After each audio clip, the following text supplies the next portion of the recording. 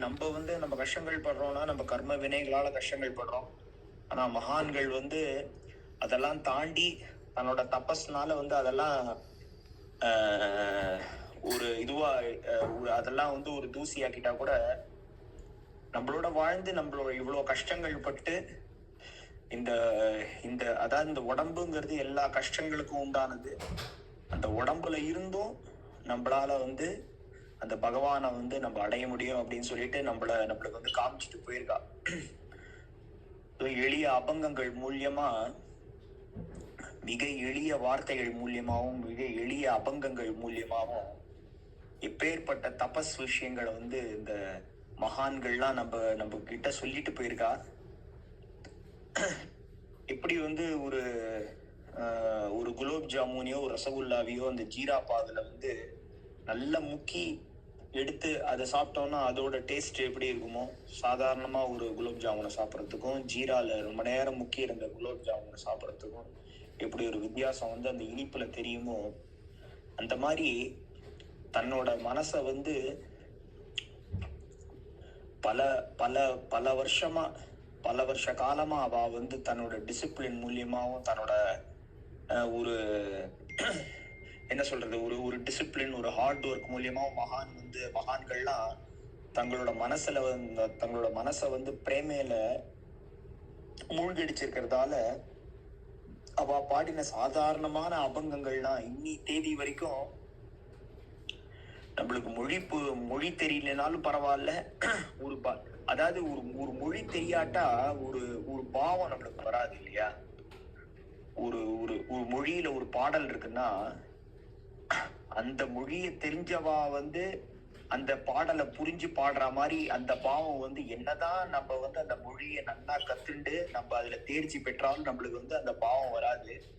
ஆனா இந்த மராத்திய அபங்கங்கள்லாம் நம்ம பாடும்போது, மராத்திய அபங்கங்களா இருக்கட்டும், அப்புறம் நம்ம புரந்தரதாசரோட கீர்த்தனைகளா இருக்கட்டும், அதெல்லாம் கன்னடத்துல இருந்தாலும் அந்த தேவரிஷியான நாரதரே புரந்தரதாசரா பிறந்து அவர் பகவானை இப்படிலாம் நம்ம அனுபவிக்கலாம், நம்ம பூலோகத்துக்கு இதுக்குதான் வந்திருக்கோம், இது ஒரு கர்ம பூமி, இந்த ஒரு ஆப்பர்ச்சுனிட்டி உங்களுக்கு இந்த பிறவி முடிஞ்சிட்டு நீங்க சொர்க்கலோகத்துக்கு போனாலோ, வைகுந்தத்துக்கு போனாலோ, கைலாசத்துக்கு போனாலோ,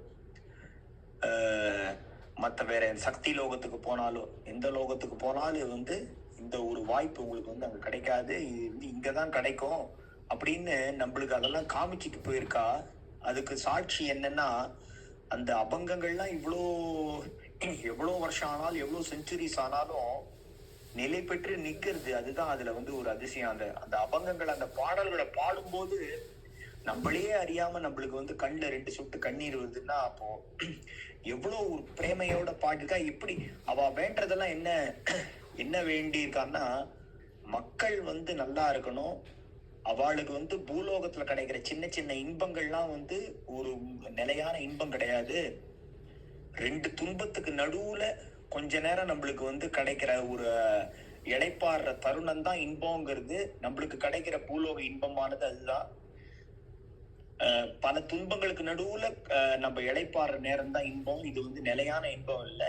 நிலையான இன்பம் வேற ஒண்ணு இருக்குன்னு அந்த பகவானை நினைச்சு, இந்த பகவானோட கருணையை நினைச்சு பாடுறா. எப்படி வேண்டிக்கிறது, நாமதேவர் பாடும்போது, பண்டரி சவாச சந்திரபாகி ஸ்நான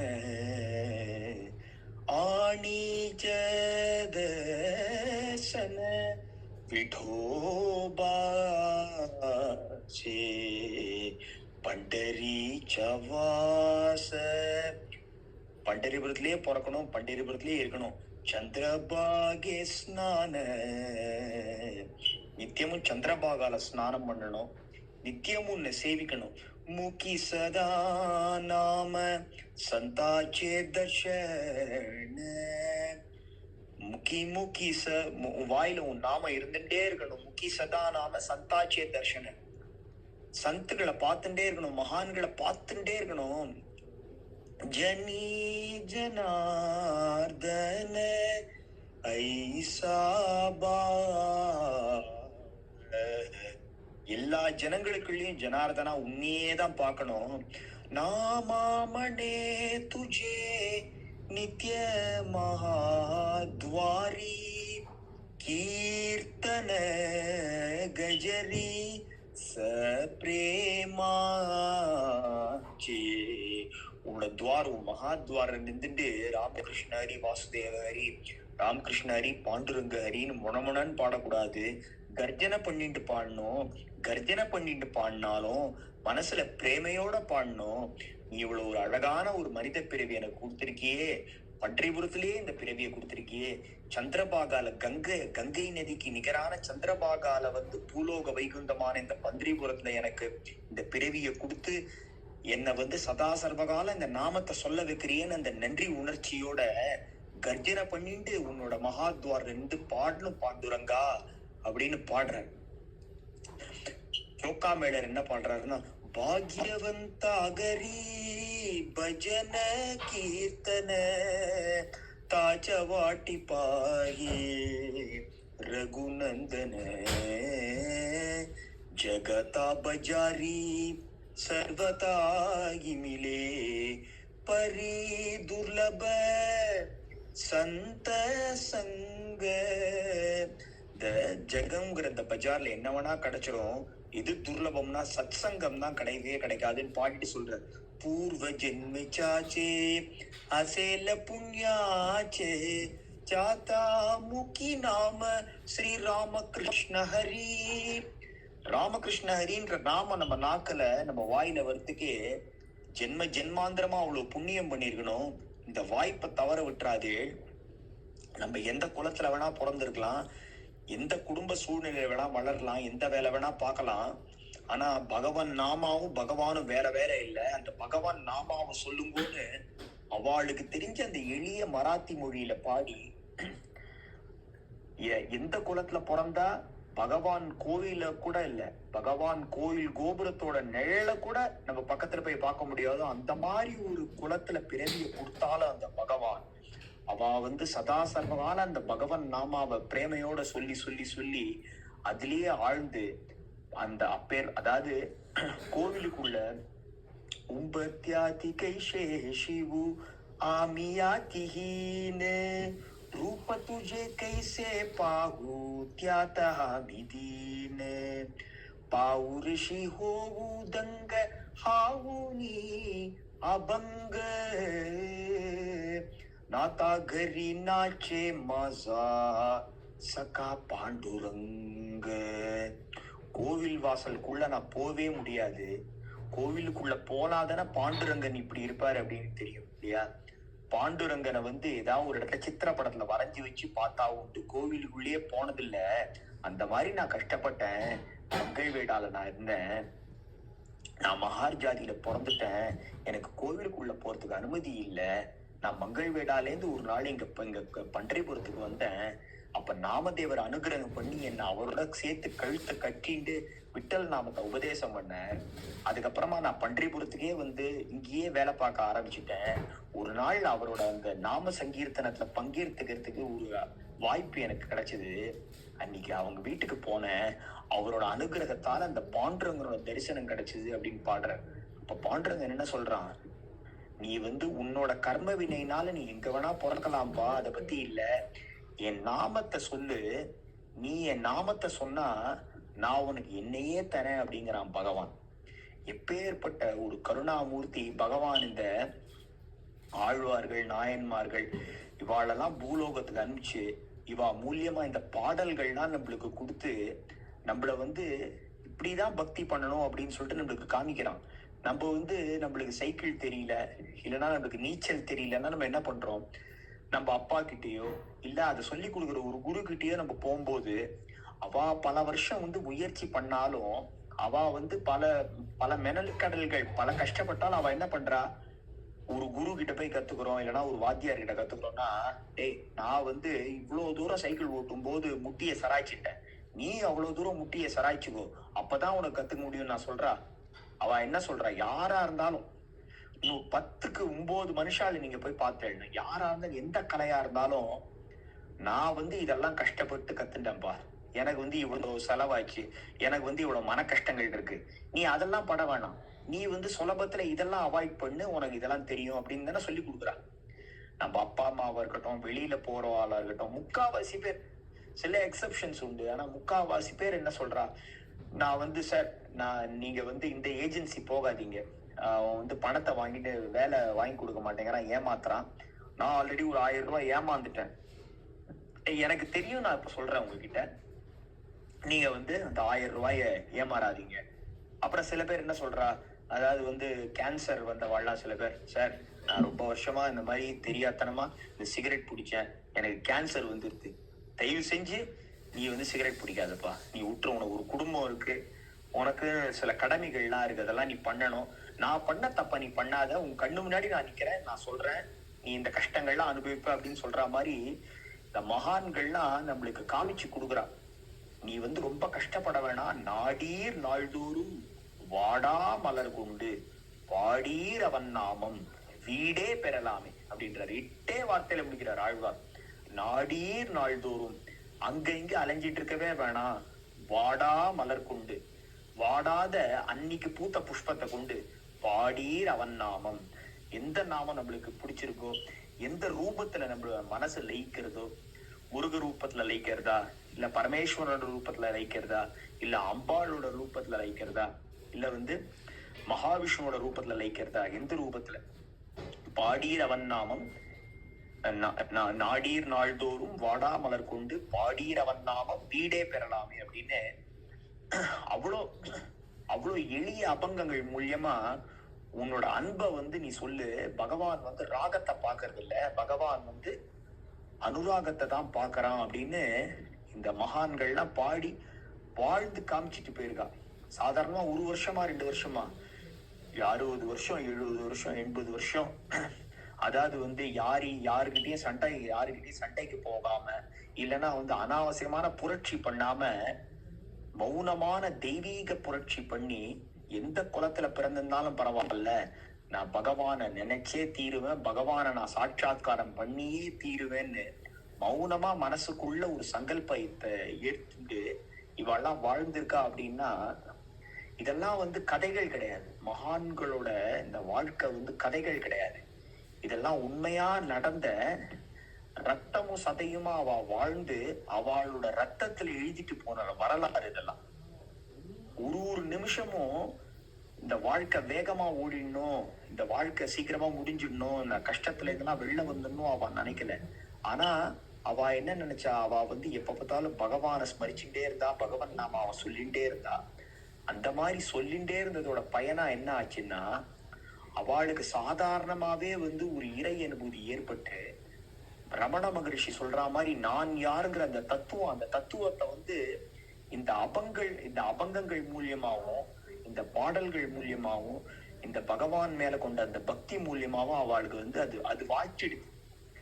மகான்களுக்கு வந்து அது வந்து அவளுக்கே வாய்ச்சிடுது ஆக்சுவலா. அதனால கஷ்டங்கள் எது வந்தாலும் அது வந்து இந்த உடம்புக்கு தான் அப்படின்னு அவளுக்கு வந்து அந்த பகவான் நாமா வந்து அந்த இடத்துக்கு அழிச்சுன்னு போயிடுது. எப்பேற்பட்ட ஒரு பதித்த பாவன திவ்ய மதுர பகவான் நாம அப்படின்னு எப்பேற்பட்ட ஒரு பவர்ஃபுல்லான ஒரு பிரம்மாஸ்திரம் நம்ம கையில இருக்கு. இருந்த இடத்தில் இருந்தபடியே இருவினை மாற்றிடும் கீர்த்தனம் பாடீரே, ஹரே ராம ராம ராம ஹரே ஹரே, ஹரே கிருஷ்ண கிருஷ்ண கிருஷ்ணா ஹரே ஹரே. கலியையும் பலி கொள்ளும் துளி நியமமும் இல்லாத கீர்த்தனம் பாடீரே.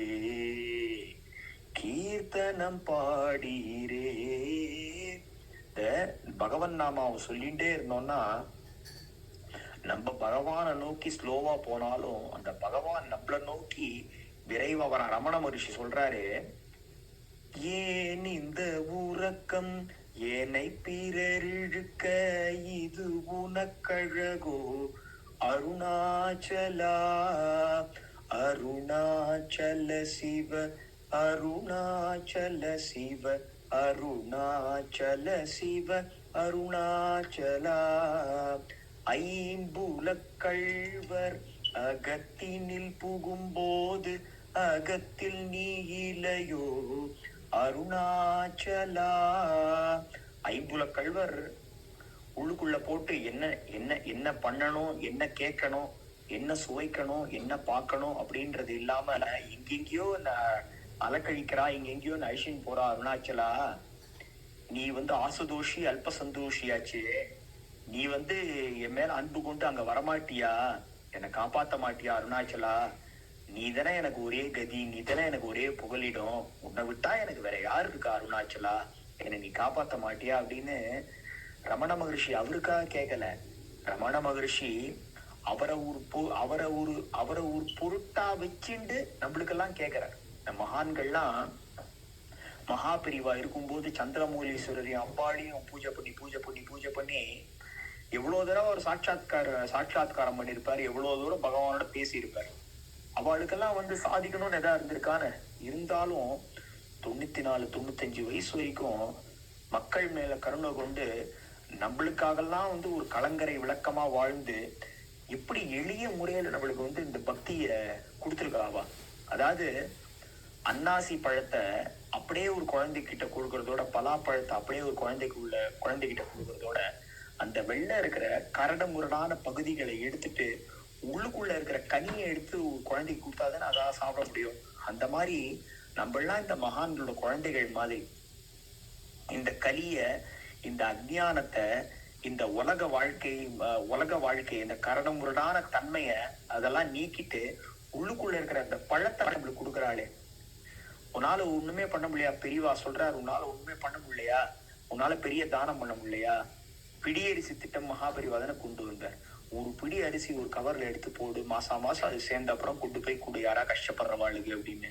அதுக்கப்புறம் கார்த்தால ஒரு 10 ராமராம சொல்லு, நைட்டு ஒரு 10 சிவசிவா சொல்லு. யாருக்கும் கெட்டது நினைக்காது, நல்லது நினைக்க முடியாவிட்டா கூட பரவாயில்ல, கெட்டது நினைக்காது அப்படின்னு எவ்வளவு எளிய விஷயங்களை நம்மளுக்கு சொல்லி கொடுத்துட்டு போயிருக்காங்க. இந்த பகவன் நாமாவை பிடிச்சுக்கோ, எப்பெல்லாம் முடியுமோ அந்த பகவன் நாமாவை சொல்லு. நம்மளுக்கு என்னென்னலாம் இந்த வாழ்க்கையில கிடைச்சிருக்கோ அது எல்லாமே அந்த பகவானாலதான். ராமகிருஷ்ண பரமஹம்சர் சொல்ற மாதிரி சகலி தோமாரி இச்சா அப்படிங்கிறார். அம்மா உன்னோட சங்கல்பம் இல்லாம இங்க எதுவுமே நடக்காதுமா. அது இந்த மனுஷா புரிஞ்சுக்க மாட்டேங்கிறா, எல்லாம் தான் சாதிச்சுட்டுதான் நினைச்சுக்கிறா. ஆனா ஒரு அணு அசைறது கூட உன் கையில தான் இருக்கு. நீ நினைச்சாதான் ஒரு அணு அசையும். உன்னோட சங்கல்பத்துலதான் இந்த உலகம் நடந்துட்டு இருக்கு. இந்த சத்வ ரஜஸ் தமஸ்ன்ற 3 குணங்களுக்கு அப்பாற்பட்டு சுத்த சத்துவத்துல நீ இருந்தாலும் நீ நினைக்காம, நீ சங்கல்பம் பண்ணாம இந்த உலகத்திலயும் சரி, இந்த உலகத்தை தாண்டி வெளியிலயும் சரி எதுவுமே நடக்காதுமா. ஆர்டிபிஷியலா ரோஜா ஒருத்தன் பண்றானேன்னு அதை ரசிக்கிறான்.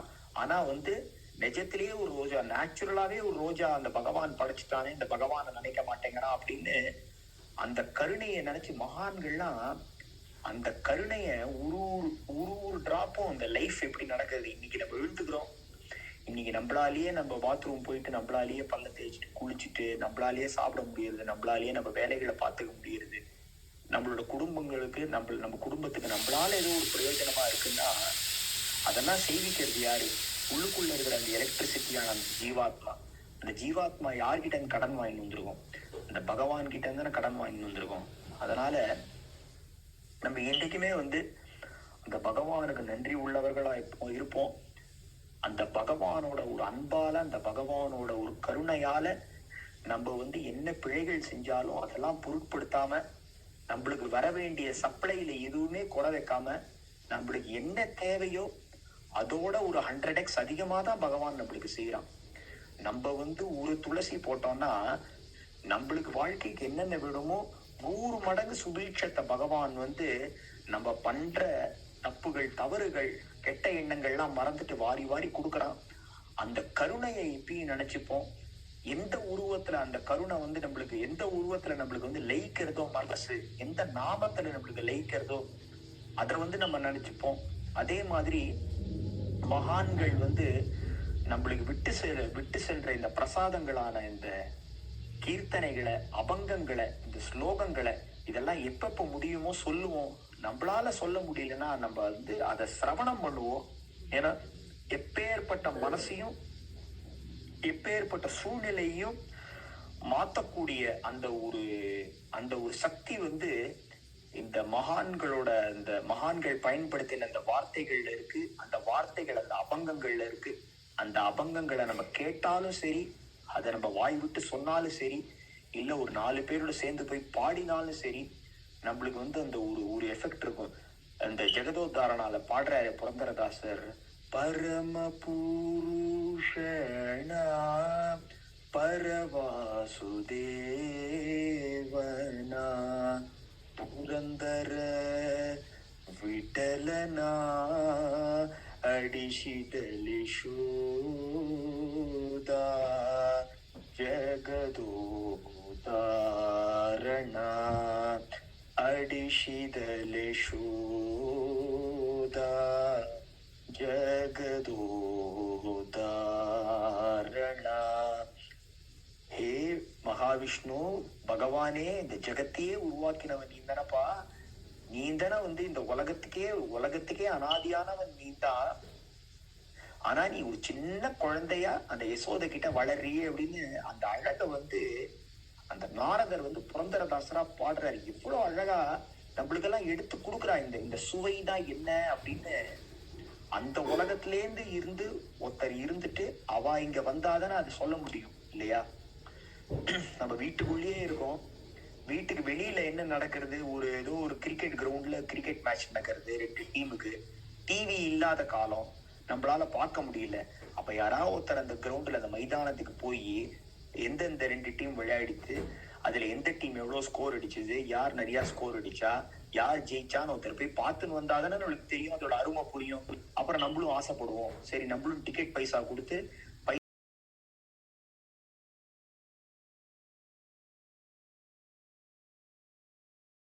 இல்லையா? அந்த மாதிரி இவாள்லாம் பகவானோடையே இருந்தவா. ஆழ்வார்கள்லாம் பகவானோடையே இருந்தவா. திருமங்கை ஆழ்வார் சொல்ற, துஞ்சும்போதழிமின் துயர்வரில் நினைமின் துயரிலீர் சொல்லிலும் நன்காம் நெஞ்சுதான் கண்டீர் நம்முடைய வினைக்கு நாராயணாவென்னும் நாமம் அப்படிங்கிற. அதாவது கஷ்டம் வந்தாலும் சொல்லு, கஷ்டம் வரலேனாலும் சொல்லு, நெஞ்சுதான் கண்டீர் நம்முடைய வினைக்கு. உன்னோட வினையே முறிக்கக்கூடிய பெரிய விஷயம் வந்து இந்த நாமா. அந்த நாமத்தை நீ சொல்லு அப்படின்னு ஆழ்வார்கள்லாம் பெருமாளோட அங்க அம்சங்களா இருந்தவா. நம்மளோட இந்த பூலோகத்துல வந்து பிறந்து நம்மளெல்லாம் உய்விக்கிறதுக்காக இந்த ஜனங்கள்லாம் வந்து அஞ்ஞானத்துல இருந்து கஷ்டப்படுறா. அந்த அஞ்ஞானம் போகணும், அவளுக்கு வந்து ஞானம் வரணும்னா இதெல்லாம் பண்ணணும் அப்படின்னு ஆண்டாள், இப்போ மார்கழி மாசம் அப்படின்றது, ஆண்டாள் வந்து ஒரு பாசுரம் எவ்வளவு அழகா சொல்றா. அஞ்ஞானத்திலேருந்து மூழ்ச்சிக்கோங்க. அதாவது மூழ்ச்சிக்கோங்கிறது கார்த்தால சீக்கிரமா மூழ்ச்சிக்கோங்கிறதுக்கு ஒரு பொருள் இருக்கு. இன்னொன்னு அஞ்ஞானத்திலேருந்து மூழ்ச்சிக்கோங்கோ. இந்த உலகத்துல ஒண்ணு மட்டும்தான் நித்தியம், அதுதான் அந்த சர்வேஸ்வரன். அந்த சர்வேஸ்வரனை எப்ப பார்த்தாலும் நினைச்சுட்டே இருந்து அவன் பேரை சொல்லிட்டே இருந்தா நாராயணனே நமக்கே பறை தருவான் பாரோர் புகழ படிந்தேலோர் எம்பாவாய். கனவைகள் பின் சென்று காணம் சேர்ந்தும் போம் அறிவொன்றுமில்லாத ஆய்குலத்தே உந்தன்னை பிறவி விருந்தனை புண்ணியம் யாமுடையோம் குறையொன்றுமில்லாத கோவிந்தா. உந்தன்னோடு உறவேல் நமக்கு இங்கொழிக்கொழியாது அறியாத பிள்ளைகளோ அன்பினால் உந்தன்னை சீவேழித்தனமும் சீரியருளாது இறைவா நீதாராய் பறையேலோர் எம்பாவாய்ன்னு அறியாத பிள்ளைகளோ அன்பினால் அப்படின்னு சொல்லிருக்கா இல்லையா? இந்த ஆயர்பாடிகள் இருந்தாலே பகவான் வளர்ந்தாரே அவளோட. இந்த பகவத் கிருஷ்ணன் வந்து அவளோட எல்லாம் ஆடு மாடெல்லாம் போய் மேய்ச்சிட்டு வந்தாலே அவளுக்கெல்லாம் என்ன தெரியும்? அன்பை தவிர என்ன தெரியும்?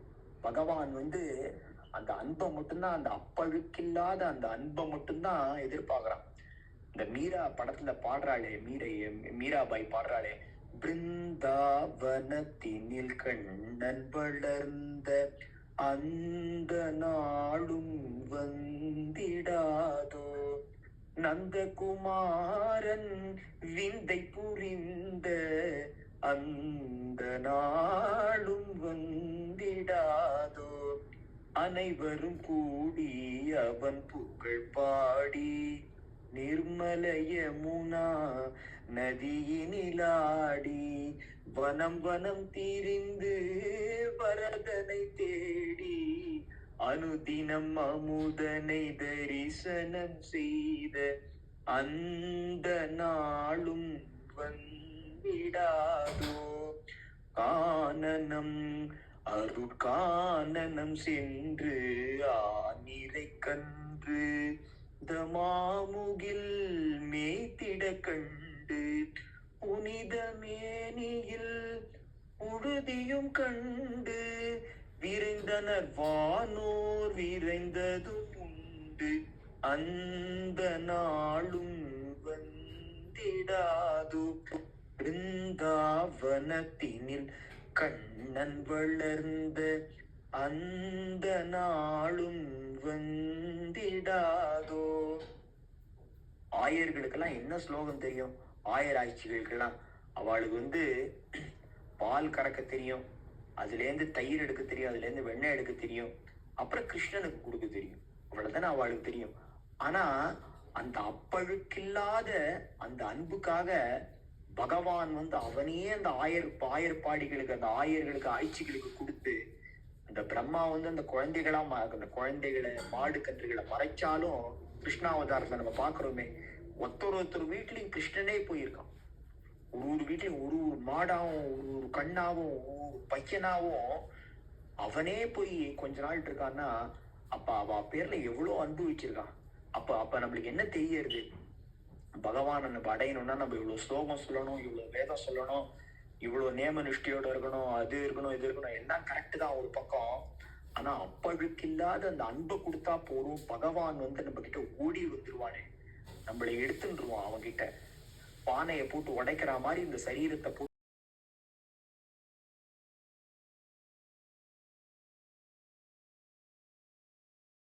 அந்த ஆத்மா மேல இருக்க அந்த பிசுரெல்லாம் போய் அந்த அழுக்கெல்லாம் போய் அவன் நம்மள அவனோட வாய்க்குள்ள போட்டுண்டு நம்மள அவனுக்குள்ள சேர்த்து அர்ப்பணம் பண்ணிட்டுருவான்.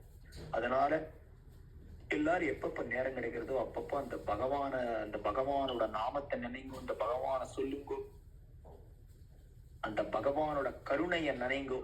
அப்பேற்பட்ட கருணை பகவானோட கருணை. அந்த பகவானோட கருணையும் அவன் நம்மளுக்கு காட்டுற, நம்ம ஒருத்தருக்கும் தனியாக காட்டுற அந்த கருணையை நினைச்சுக்கிறதுக்கே இந்த ஒரு பிறவி பத்தாது. அப்ப இந்த பூலோகத்துல உள்ள அத்தனை பேருக்கும் அவன் காட்டுற கருணையை நம்ம நினைச்சோம்னா நம்மளுக்கு பல பிறவி எடுத்தாலும் நம்மளுக்கு பத்தாது.